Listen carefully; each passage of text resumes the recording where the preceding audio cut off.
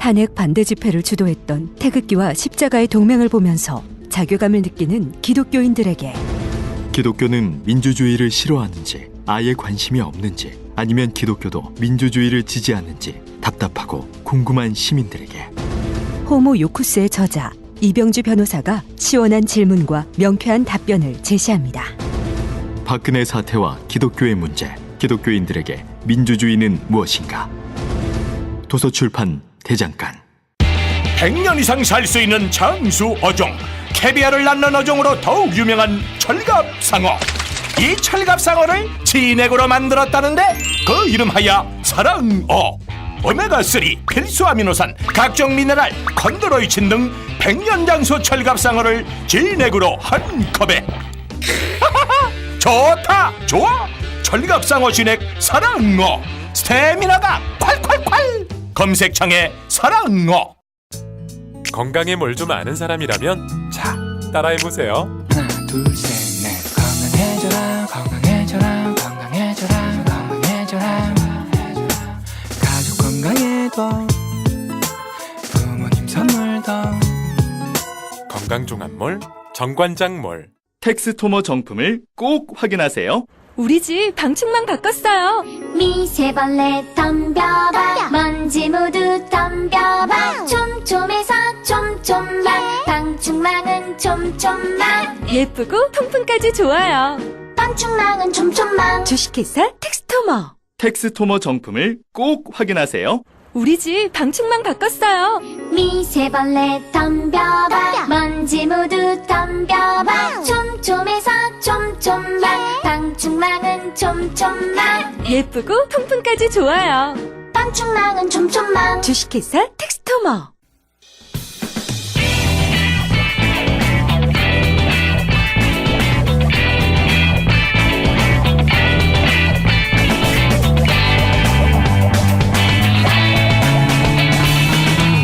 김어준의 뉴스공장.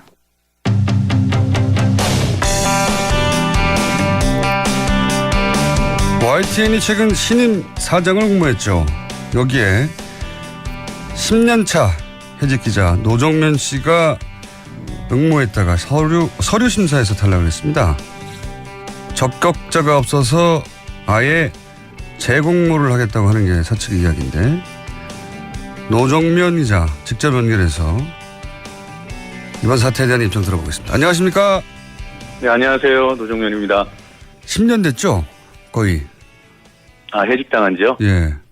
차수로 10년 차고 만 9년 됐습니다. 예, 10년 차. 정말 오래됐습니다. 네. 그리고 본인 페이스북에도 해고 며칠 차 이렇게 계속 며칠 차죠 지금 이제? 오늘이 3217일입니다. 이야, 정말 오래됐습니다. 너무 오래돼서 다시 한번 여쭤보겠는데, 그때 당시 해직됐던 이유가 뭐였죠? 2008년도에도 지금처럼 YTN 사장 교체기였는데요. 예. 그때 이명박 정권에서 이제 이른바 낙하산 사장을 내려보내서 네. 그 사장을 막는 투쟁을 제가 노조위원장일 때였는데 그 투쟁을 하다가 해고당했습니다.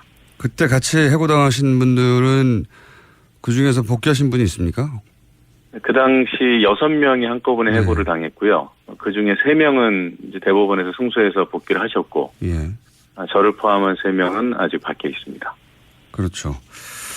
그런데도 계속 복귀를 하겠다고, 이 연차, 날짜도 계속 올리시고, 그런 의지를 밝히시다가, 이번에 사장 공모에 응모하시면서 만약에 이 사장 공모에서 떨어지면 이제는 YTN으로 복귀하는 거를 꿈을 접겠다라고 하셨는데, 우선 왜 응모하셨습니까? 일단 YTN 언론 개혁 그 차원에서 이제 YTN 개혁이 중요하다고 봤고, 지난 9년의 시간이 그런 언론 개혁을 위한 준비 기간이었다고 생각해요. 그래서 간단히 말씀드리면 YTN에서 제가 필요한 이유는 YTN을 조금이라도 더 개혁시키고 진일보시키는 데 기여하라, 이런 게 아닌가 싶어서 사장이 되면 그런 일을 조금 더 적극적으로 또 주도적으로 할 수 있지 않을까, 그런 판단을 했습니다. 실제 노조에서도 지지 선언을 하지 않았습니까? 노조에서 직접적으로 특정 후보를 지지하진 않았고요. 다만 이제 언론 노조 차원 그리고 언론 노조에 소속되어 있는 방송사 지본부에서 이제 지지 선언을 해주셨죠. 응모하셨을 때 저희도 인터뷰 요청을 했었고 아마 뭐 당연히 다른 언론들도 인터뷰를 많이 요청했을 텐데 네. 그때 당시 거절을 하셨어요. 결과가 나오면 인터뷰가 됐다고. 그때 거절하신 이유는 뭔가요? 이번 그 사장 공모 제도가 그 뭐 일반 기업처럼 대주주나 이사회에서 일방적으로 정하는 게 아니라 이게 공영 언론이기 때문에 시민들, 시청자들 의견까지 반영하는 이제 독립적인 심사 절차를 밟겠다 이런 취지였거든요. 그래서 그 취지대로라면 제가 나름대로는 그래도 많은 분들의 지지도 받고 이래서 남들이 보기에 여론을 막 일으켜서 심사에 영향을 미치려 한다는 오해를 받을 수 있을 것 같다는 판단을 했어요. 그래서 심사에만 집중하기 위해서 인터뷰를 거절했습니다. 그렇군요. 혹시 일반의 지지를 받아서 심사에서 유리한 국면을 만드는 노력을 한다 이런 이야기를 들을까봐 오히려 인터뷰를 안 하셨다. 네. 그런데 이제 결국은 저희가 인터뷰하는 이유이기도 합니다만 서류 심사에서 0점을 받았다. 서류 심사에서. 네, 대주주 측 심사위원들로부터 그랬죠. 네, 이게 이 사장 공모의 진행 방식을 저희가 몰라서 이게 어떤 의미가 있는 건 잘 모르겠는데 우선 사장 공모를 어떤 식으로 했고 뭐가 문제인지 좀 설명해 주십시오. 네. YTN은 주식회사하고 또 그 주식시장에 상장되어 있는 공개된 회사이기 때문에 이사회가 당연히 있고요. 이사회에서 경영진을 보통 이제 선출하지 않습니까? 네. 그리고 주주총회에서 승인을 하면은 이제 사장이 되는 건데, 일반 공기업들은 사장 후보 추천위원회라는 그 별도의 법률적인 제도를 갖고 있습니다. 아시겠지만. YTN도 원래는 그 사장 후보 추천위원회 줄여서 사추위 제도가 있었어요. 근데 그 제도를 이명박 정권 때 일방적으로 없애버렸습니다. 배석규 사장 당시에. 그래서 그 제도를 이번에 8년 만에 다시 부활시킨 거예요. 이 의미는 최소한 공기관처럼 이사회로부터 독립되어 있는 별도 기구에서 사장 후보의 자질과 자격만을 검증해서 그 사람을 평가한 결과를 이사회에 올리고 그 결과를 가지고 이사회에서 최종 승인을 하는 이런 이제 절차를 밟기로 돼 있었고요.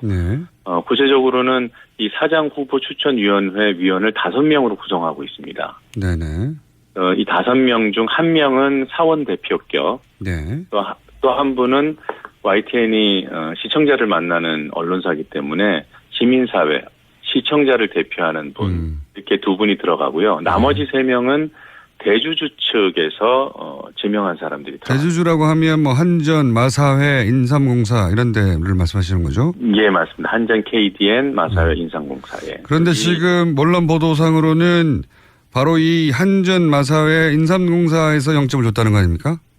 맞습니다. 그렇게 알려졌는데 지금. 그거는 뭐 사실입니다. 그래서 그렇게 0점을 받으면 5명 중에 3명이 0점을 줬기 때문에 이 통과할 수가 없는 상황이고 결정적으로 이 공기업 대주주들이 노조면을 원하지 않았기 때문에 탈락한 것으로 이렇게 보도가 됐는데 이 공기업 그러니까 한전, 마사회, 인삼공사가 0점을 준 이유는 뭐라고 보십니까? 뭐 저를 평가해서 0점을 줬다면 제가 뭐 능력 부족이라고 생각해야죠. 공개적으로 뭐 공정하게 진행된 심사에서 제가 0점을 받았다면 제가 반성할 일인데 저는 저를 평가하지 않았다고 판단해요. 그 이유는요? 이미 떨어뜨리기 위해서 시나리오가 짜졌고 그 시나리오대로 담합을 한 결과라고밖에 판단할 수가 없습니다. 요번 평가 그 항목들이 정치적인 중립성, 경영 능력, 뭐 도덕성, 뭐 이런 것들이거든요. 이런 부분에서 다른 경쟁 후보들과 비교해 볼 때 이건 뭐 제가 절대적으로 제가 훌륭한 사람이라고 말할 수는 없고요. 다만 상대적으로 볼 때 그분들보다 0점을 받을 이유까지는 뭐 감히 말씀드리지만 전혀 없습니다. 후보가 총 11명. 1점이라도 나왔다면 제가 탈락하지 않아요. 1점이라도 나오면 탈락할 수 없는 구조인데 0점을 공이 그 대기업에는 공기업 측 추천위원 3명이 똑같이 0점을 줘서 탈락을 시켰고 네. 거기서 이제 이거는 이 공기업 이 추천한 사추위원 3명이 0점을 주도록 사전에 합의된 사항 아니냐 이런 의혹을 지금 가지고 계신 건데 그래서 어제 저는 뭐 네네. 근데 그래서 어제 SNS에 이런 글이 올라와 가지고 사람들의 입에 오르내리고 있는데 X에게라고 이렇게 표현했어요. X에게 서류 심사 탈락했다는 문자를 받고 나는 당신이 떠올랐다. 웃고 있을까 안 웃고 있을까라고 했는데 이 X가 누굽니까? 특정인을 제가 지칭한 건 아니고요. YTN 사내에 존재하는 세력이라고 이해하시면 좋을 것 같습니다. 아하. YTN 언론 개혁 거부 세력 정도로 설명드릴 수 있어요. YTN 내에 노종면 기자님으로 상징되는 그동안의 YTN의 문제점을 개혁하고자 하는 흐름에 반하는 세력이 있다. 네, 분명히 존재합니다. 여기서 X는 특정인일 수도 있지만 하지만 그 사람을 위시한 세력이다. 네. 특정인이기도 하군요. 사람들이 있어야 세력이 되는 거니까 누가 움직였는지 정도는 제가 파악하고 있고요. 다만 그 사람이 혼자 한 일은 아닐 것으로 보는 것이고요. 이분 혹은 이 분들이 0점을 주도록 사전에 이야기한 정황에 대해서 어느 정도 알고 계시군요. 저는 상당히 구체적으로 알고 있습니다. 언제 밝히실 예정입니까? 뭐 그걸 저는 이런 구조가 있다는 것 그리고 또 YTN이 그런 세력들을 대상으로 언론 개혁과 관련된 치열한 투쟁을 해야 된다는 점을 강조하고 싶은 것이지 그 사람이 누구다 이거 밝히는 것 그 자체는 큰 의미가 없다고 저는 판단하고요. 정권이 교체됐는데도 그분들이 그럼 내부에서는 그런 힘을 발휘해서 이런 공기업의 추천위원들을 움직였다는 얘기지 않습니까? 그게 가능한가 싶기도 한데. 그게 이제 YTN 내부 사정을 뭐 저나 또 안에서 지난 9년을 버틴 저희 동지들처럼 속속들이 외부에서 알기는 어렵습니다. 특히나 뭐 밖으로 드러나 있는 뭐 과거 배석규 전 사장이라든가 김백전 상무라든가 윤두현 전 홍보수석이라든가 이런 사람들 YTN은 거쳐가고 또 누릴 때는 누린 사람들 이런 사람들이야 뭐 외부에서도 알겠지만 그 주변을 호위하고 있었던 다수의 여러 세력들이 여전히 YTN에서 자리를 지키고 있고 또 왜 뭐 해방기에 껍깃단 이들이 판을 쳤듯이 지금 신분 세탁을 하려는 시도들도 꾸준히 진행되고 있고요. 심지어는 이런 세력들이 제가 입후보했을 때 사내에 어떤 그 여론전을 펼쳤냐면 노종면은 청와대에서 안 된다고 했다. 지금 시대에 청와대가 지금 사실 이번 공모 과정에서 중립을 지키려고 노력하고 개입하지 않겠다고 약속하고 이런 점들을 저는 개인적으로 높이 평가합니다만 오히려 그쪽 세력들은 노종면은 청와대가 거부한다. 그런 얘기를 사내에다 유포시키고 노종면은 문재인 정부조차도 노종면의 어떤 개혁성 또는 뭐 강성 이미지 이런 것들을 부담스러워해서 노종면은 절대 안 될 것이다. 저는 그래서 이 세력들이 대주주에게도 이런 권력을 참칭하지 않았을까 그렇게 판단하고 있습니다. 그렇군요. 사실은 그런 루머들도 있긴 있었거든요. 근데 그게 그 발언지가 바로 YTN 내에 언론개혁에 저항하는 그런 세력이 자기 뜻을 관철시키기 위해서 흘린 역정보다라고 파악하고 계시는군요. 예, 그렇죠. 뭐 아무래도 정부가 그 YTN 언론사 사장 문제에 직접 개입은 안 하더라도 당연히 관심을 갖고 어떤 지켜봤겠죠. 일정한 의견을 낼 수도 있고 뭐 저는 그렇다고 생각해요. 공기업 지분이 있기 때문에. 그런데 이제 그런 이제 여론을 수렴하는 과정에서 YTN에 있는 적폐가 아닌 것으로 가장한 변종 적폐 세력들이 아주 치밀하고 광범위하게 여론전을 펼친 것으로 알고 있습니다. 알겠습니다. 구체적으로 어떤 세력인지 어떤 작업을 했는지는 오늘은 말씀 못 하시는 것 같은데, 혹시 그걸 구체적으로 폭로할 계획이 있으면 저희하고 인터뷰 한 번 더 해주시고요. 예, 꼭 저희하고 먼저 해주세요. 한 가지만 더 여쭤보자면, 예. 그래서 11명 중에 이제 의도적으로 노정면 기자를 탈락시키고 나머지 그리고 한 사람을 적격자로 뽑았으면 또 모르겠는데, 이번에 통과시킨 사람 중에는 적격자가 없다고 아예 무산을 시켜버렸어요, 공모를. 이건 어떻게 이해해야 합니까? 그 네 분에 대해서도 저는 이번 사추위가, 뭐라고 할까요? 못할 짓을 한 거죠. 네 분은, 네 분께는 죄송한 얘기지만 노정면을 떨어뜨리기 위한 들러리였습니다. 아하. 노정면 기자가 응모할 것이 틀림없고 혹은 응모하는 것을 알고 나서 어쨌든 절차는 진행해야 되니까 이렇게 만들어 놓고 노정면 탈락시킨 다음에 나머지 사람들도 적격자가 없다고 결국은 사장을 뽑는 절차 자체를 무산시켜버리는, 이건 이미 이렇게 되기로 그쪽에서는 계획하고 있었다, 이렇게 보시는 거군요. 네 분 중에서 누군가를 뽑을 생각이 없었다. 막판까지 할 수도 있었겠죠. 저는 그 부분에 대해서는 확정적으로 말씀드릴 수는 없고, 제1순위는 노정면을 탈락시켜야 된다는 것이었고, 모르겠습니다. 그 눈치를 살펴서 반발이 적었다면 네 분 중에 한 분을 그냥 거의 꼭두각시처럼 세웠을 가능성도 저는 있다고 봐요. 근데 저희 YTN 노조나 저나 또 시민사회 여론이나 이번 일에 대해서 관심을 보이고 또 항의하고. 그러면 이 사람 뽑으려고 노정면을 탈락시키는 거냐, 이런 얘기를 그렇죠. 또 들을까봐 아예. 그렇죠. 그런 부담이 매우 컸을 겁니다. 그러면 다음 사장 공모에도 응모하셔야 되는 거 아닙니까? 사추위가 공정하게 진행된다는 최소한의 조건이 마련된다면 저는 응모할 생각은 없어요. 제가 응모한 자체가 사추위가 이렇게 좀 뭔가 좋지 않은 방향으로 흘러갈 조짐을 봤기 때문에 그 부분을 알리고 또는 견제하기 위해서 제가 응모했던 것이기 때문에요. 그것이 해소되는 과정으로 접어들었다고 판단하면 응모하지 않을 생각입니다. 아니, 이 과정 자체가 해소되지 않았음을 증명하는 거 아닙니까? 그러니까 제 말은 뭐냐면. 지금은 해소되지 않았죠. 그러니까 또 응모하셔야 되는 거 아니에요?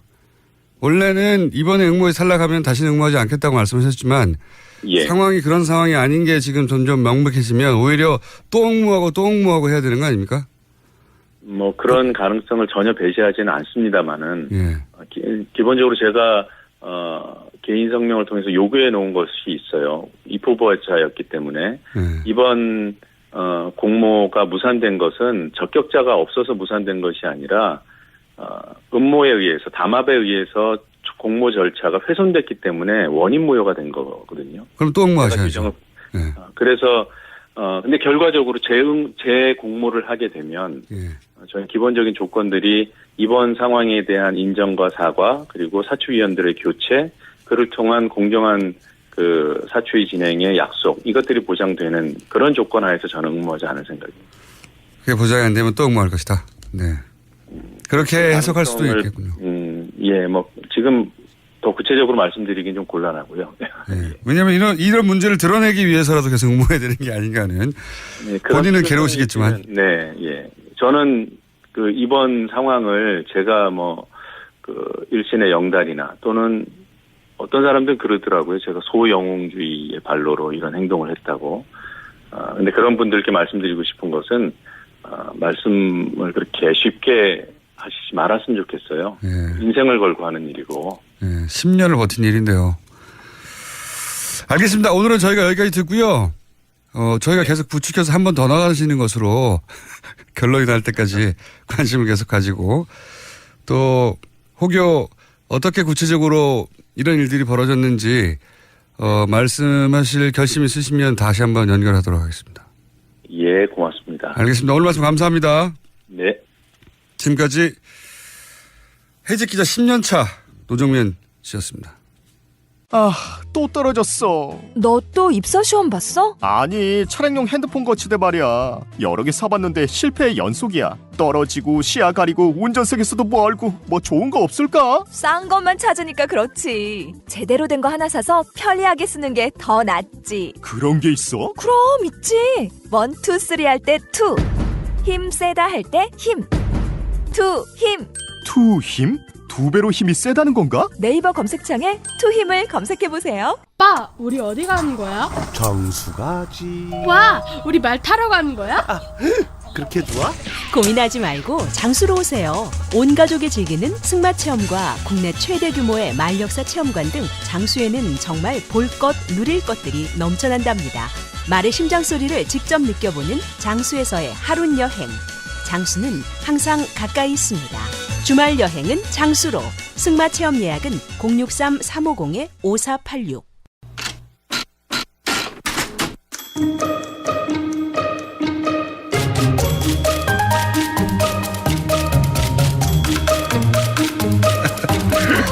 야.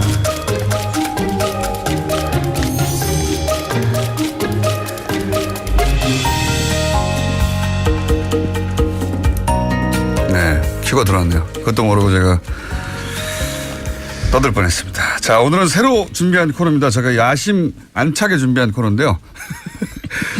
코너 제목은 그것마저 알려주며.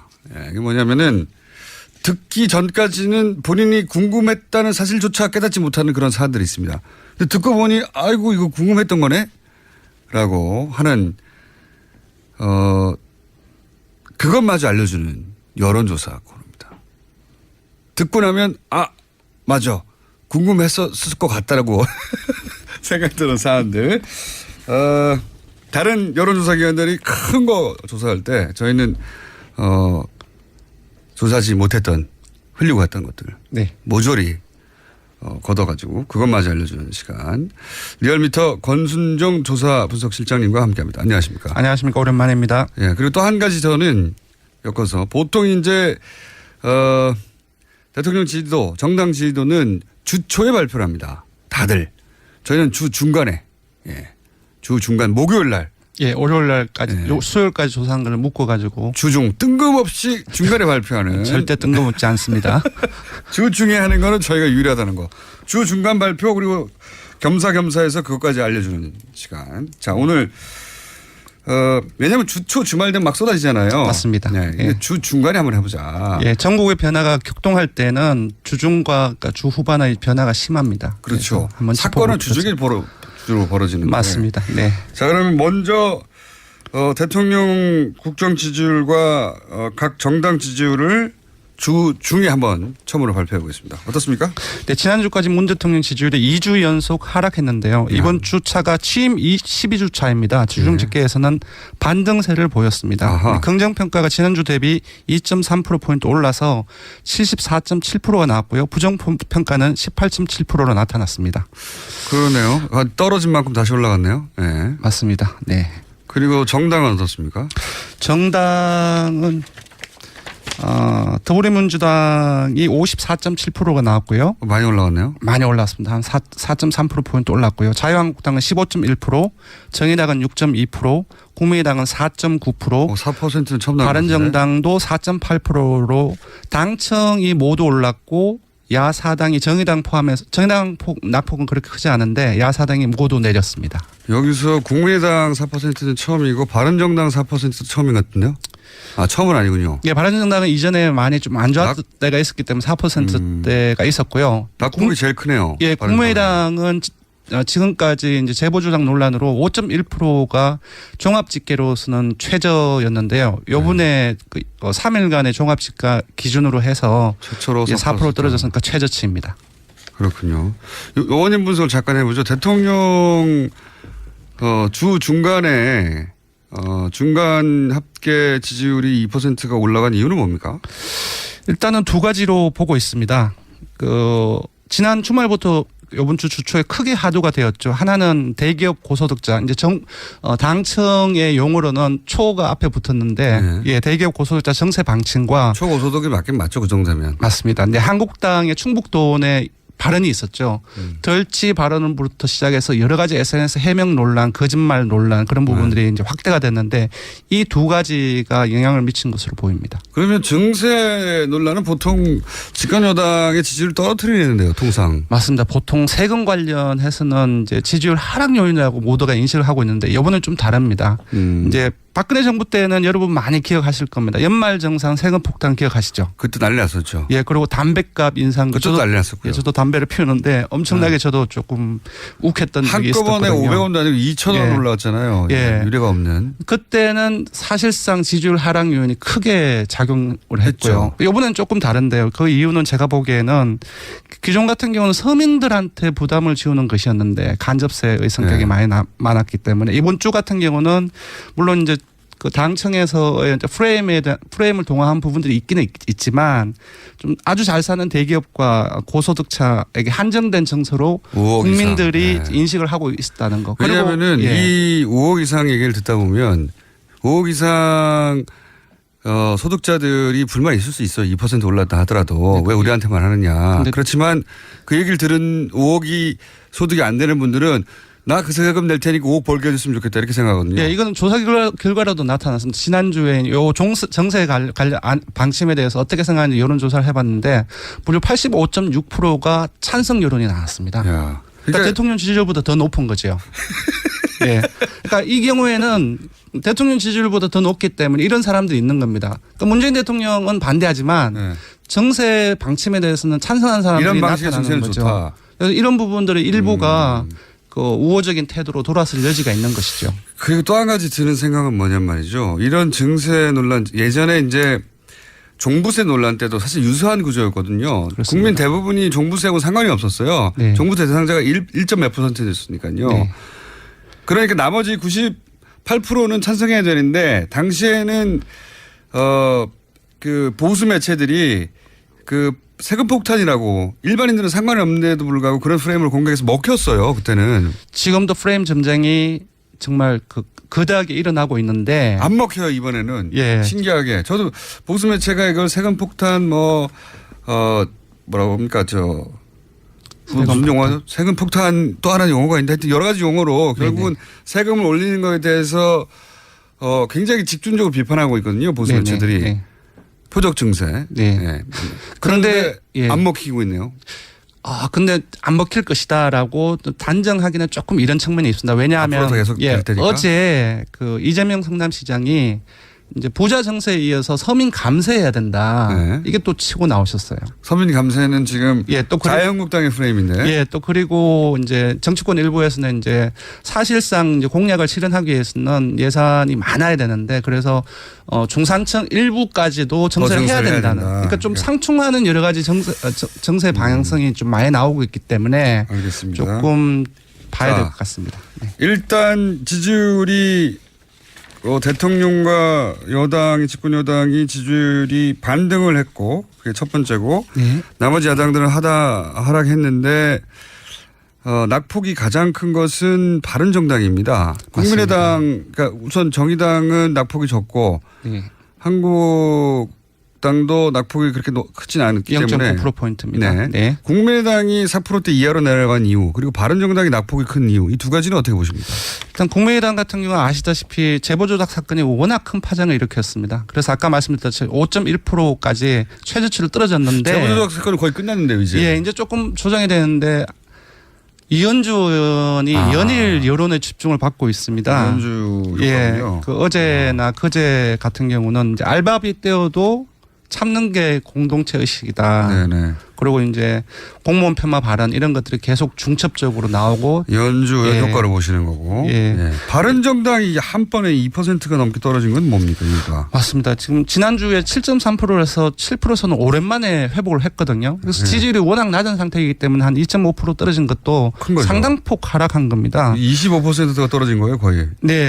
그래서 제가 보기에는 이번에 그 정세에 대한 부분들과 관련돼서 보입니다. 그러니까 이번 주 초 그 이혜원 대표가 정세를 하기 전에 이제 반대까지는 아닌데 정세를 하기 전에 안 한다고 했으니까 대선 과정에서 하기 전에 문 대통령이 사과해야 된다라는 부분들을 강하게 치고 나왔고 이 부분이 생각보다 상당히 많이 언론을 통해서 많이 부각이 되었습니다. 그러니까 아까 말씀드렸다시피 증세를 반대하는 포지션으로 메시지가 전달됐군요. 예, 그래서 아까 말씀드렸다시피 거의 국민 한 86% 정도가 이번 방침에 대해서 찬성을 하는데 좀 이렇게 대립각이 좀 반대로 나왔기 때문에 메시지를 자세히 들여다보면 정확하게 반대한 건 아닌데 네. 기사 제목만 보고 지나간 경우도 많거든요. 네, 근데 맞습니다. 기사 제목은 증세에 반대하는 메시지로 포지션이 됐다 보니까 맞습니다. 지금 86%가 찬성하는 여론에서 반하는 발언이 됐다. 네네. 아하. 자, 시간이 벌써 거의 다 됐네요. 야, 현안조사 현안조사 해야 되는데. 자, 현안조사 원래 이거 하려고 만든 코너거든요. 현안조사. 그것마저 알려주마. 네. 오늘 첫 번째 아이템은 뭐냐면 뭡니까? 박근혜 전 대통령 1심 선고 재판 생중계가 허용될 수 있는 쪽으로 대법원이 결정을 했는데요. 그걸 찬반하는지 찬성하는지 반대하는지. 이게 대법원에서 판사들은 한 60% 중반 정도로 생중계해야 된다고 판사들은 판단했는데 일반인들은 어떻게 판단하느냐 생중계를. 예. 그걸 일반인한테 물어봤습니다. 그랬더니 예. 찬성 의견이 66.8%로 10명 중 7명 가까이 찬성을 했고요. 반대는 27.2%입니다. 이건 판사들의 판단하고 비슷하네요. 네. 구체적으로 봐도 대구 경북을 포함해서 거의 모든 지역하고 연령, 정당 지지층. 그러니까 자유한국당 지지층만 반대가 75.6%입니다. 그래서 거의 이념상에서 찬성한다는 대부분으로 나타났습니다. 자유한국당 지지층은 70% 중반대가 반대하고 네. 나머지 모든 지역, 모든 연령, 모든 지지층, 정당 지지층, 네, 자유한국당 제외하고 네. 모든 이념 성향에서 자유한국당 지지층을 제외하고는 다 생중계 찬성하는 의견이 높다. 네. 네. 판사들과 일반 국민들의 여론이 거의 똑같네요. 비슷하네요. 예. 자, 오늘 여기까지 하고 조사 기여 말씀해 주시고 첫 번째 시간을 마치도록 하겠습니다. 네, 정례조사 조사 개요를 말씀드리겠습니다. 이번 조사는 TBS 의뢰로 24일부터 26일까지 3일간 조사를 했고요. 전화 면접 자동응답 혼용으로 했습니다. 34,908명의 통화를 시도해서 최종 1,533명의 응답을 완료했고 응답률은 4.4%, 표본 오차는 95% 신뢰 수준 플러스 마이너스 4.4%포인트입니다. 자, 앞으로 저희가 뭘 그것마저 알려드릴지 궁금하신 점이 있으면 문자로 주세요. 저희가 다 조사할 테니까 아무리 사소해도 상관없습니다. 제목을 보십시오. 그것마저 알려준다는 거 아닙니까? 네, 그것마저 알려드리겠습니다. 자, 오늘 첫 번째 시간이었습니다. 수고하셨습니다. 고맙습니다. TRBT의 권순정 실장이었습니다.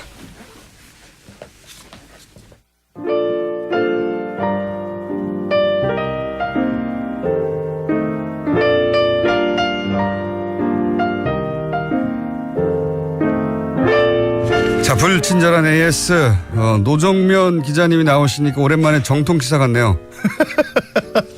그동안도 정통 시사였습니다. 저희 아이템 보세요. 짱짱한 정통 시사예요. 제가 정통 시사 진행자가 아니라서 그렇지 아이템은 정통 시사입니다. 네. 노정면 기자님에 대해서 문자가 많이 왔습니다. 지켜보고 응원하고 있다고. 자, 그리고 내부자 둘 코너 두 주 만에 돌아왔더니 문자 많네요. 네. 내부자 둘 코너를 보면 공장장이 극한 직업인 것 같아요. 극한 직업 맞습니다.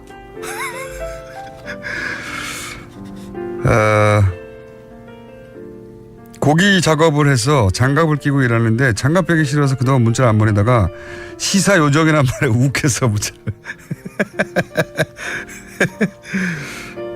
회사가 상암동입니다. 네. 직선거리로 제가 제일 가까울 텐데 한 번도 못 봤어요. 누가 가깝냐 뽑아주면 스튜디오로 가겠습니다. 필요 없고요. 안 오셔도 됩니다. 시드니에서 출첵입니다. 거리 말고 충성도로 체크해주세요. 꼭 발표합니다. 기대해 주십시오. 네, 누가 말씀 듣나. 여기까지 하겠습니다.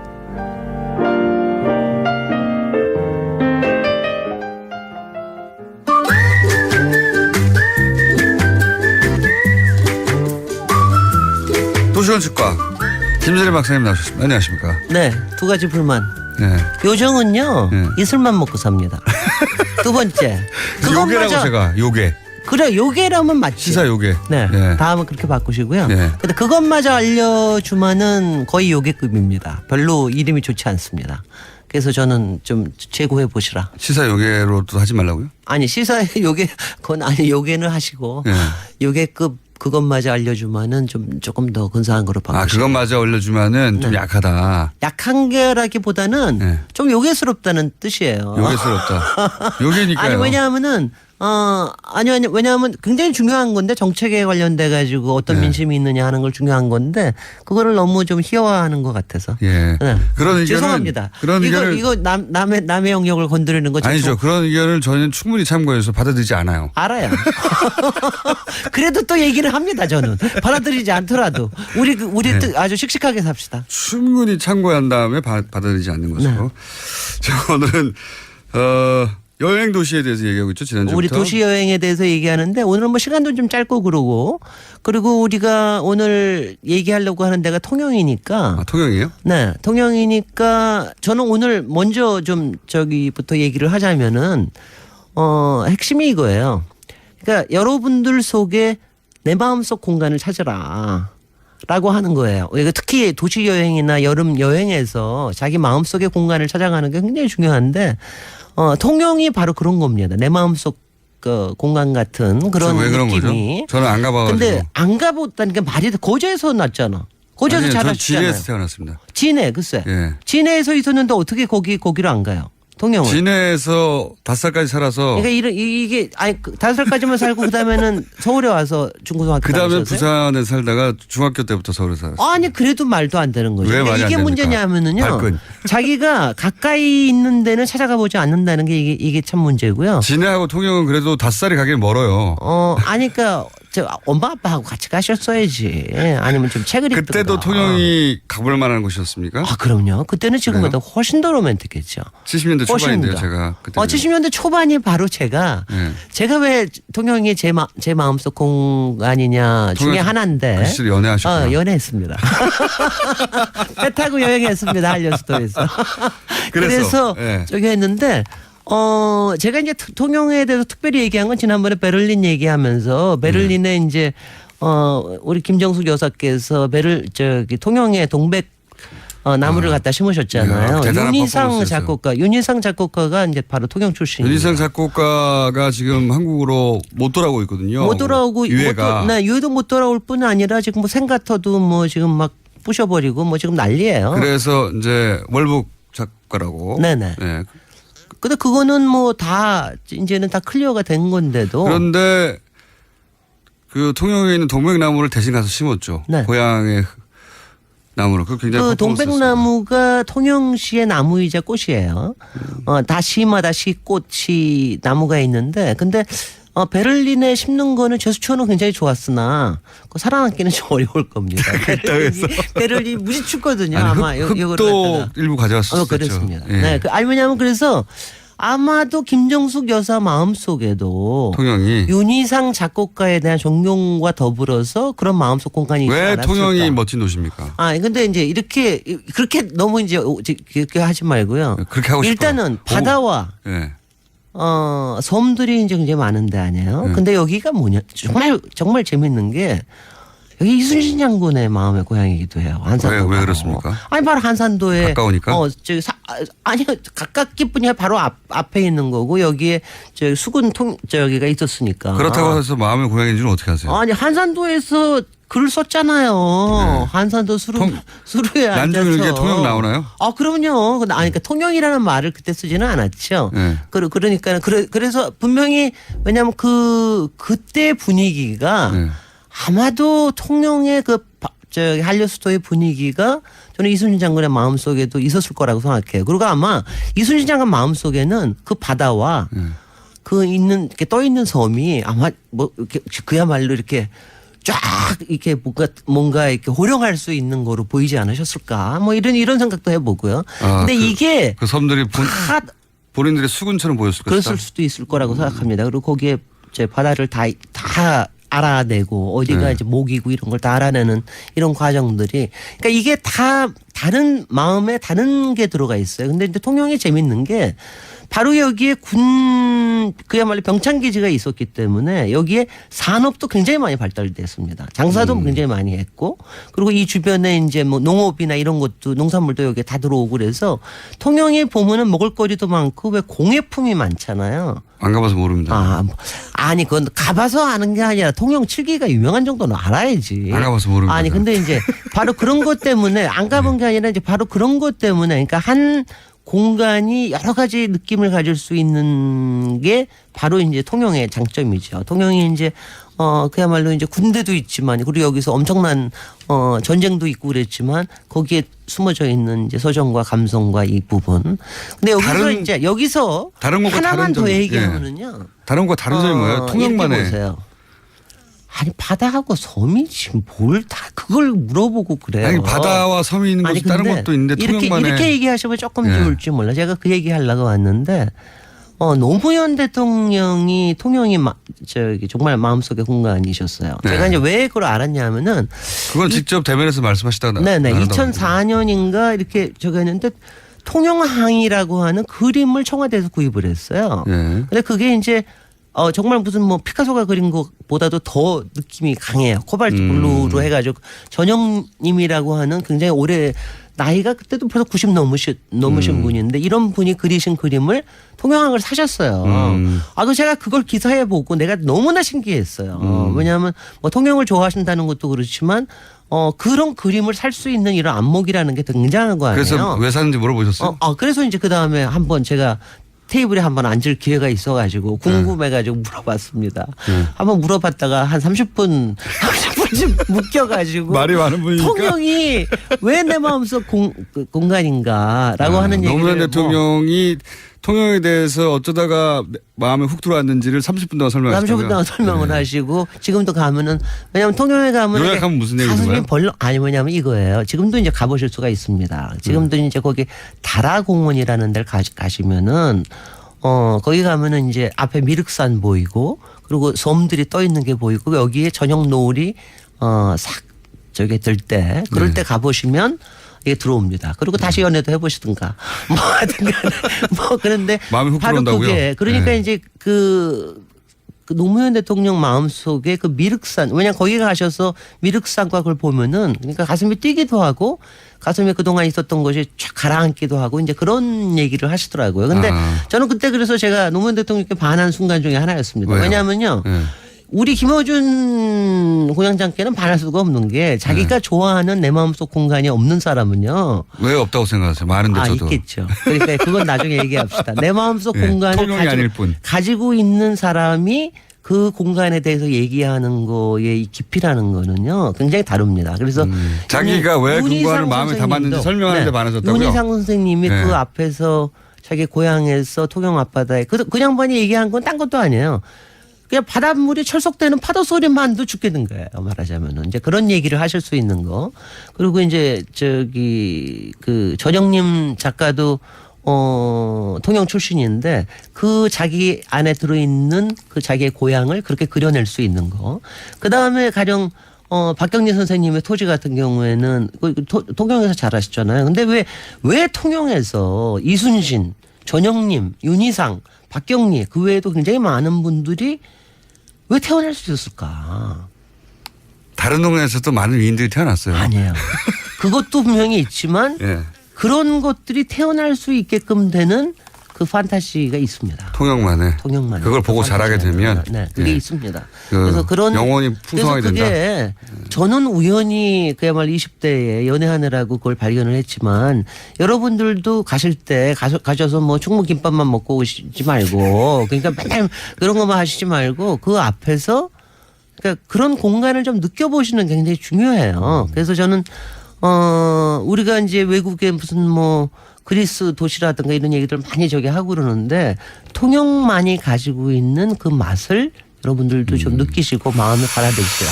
네, 황교익 선생님한테 통영에서 먹거리 뭐 있나 물어봤는데. 거기는 고기는 없어요. 그래요? 고기는 고기에 관련된 없는 세상에 어디 있습니까? 있긴 있지만 고기에 관련된 요리 자체가 없는 거죠. 괜찮습니다. 구워 먹으면 돼요. 저는. 그리고 이제 가시면 거기에 이제 지금 굉장히 유명한 게 동피랑 서피랑 같은 경우에. 동피랑 서피랑은 그건 이제 벽화 마을인데 그것도 너무 얼마나 웃겨요. 시에서는 없애려고 그러는데 그냥 민간 단체들이 그 예술가들이 모여가지고 자기네들끼리 국제 무슨 벽화전 해가지고 만들어가지고 보존하는 거예요. 지금 제일 유명한 마을 벽화, 마을 벽들을 그림을 그려서. 벽화를. 그래서 그게 서피랑부터 시작을 해가지고 동피랑 이렇게 해가지고 이제 늘어나고 있고요. 통영이 국제 음악제가 굉장히 유명한 거 아십니까? 그건 들어봤습니다. 가보지 그것도 윤희상 때문에 생긴 거고. 그 다음에 남망산 조각공원을 가시면 정말 세계적으로 유명한 그 조각가들의 그 제가 통영에 갈 때마다 아니 왜 여기에 세계적인 게 다 모여 있는 거야. 이런 느낌이 들 정도로 참 대단한 알겠습니다. 스피릿을 가지고 있습니다. 김진애 박사님이었습니다. 감사합니다. 안녕. 안녕.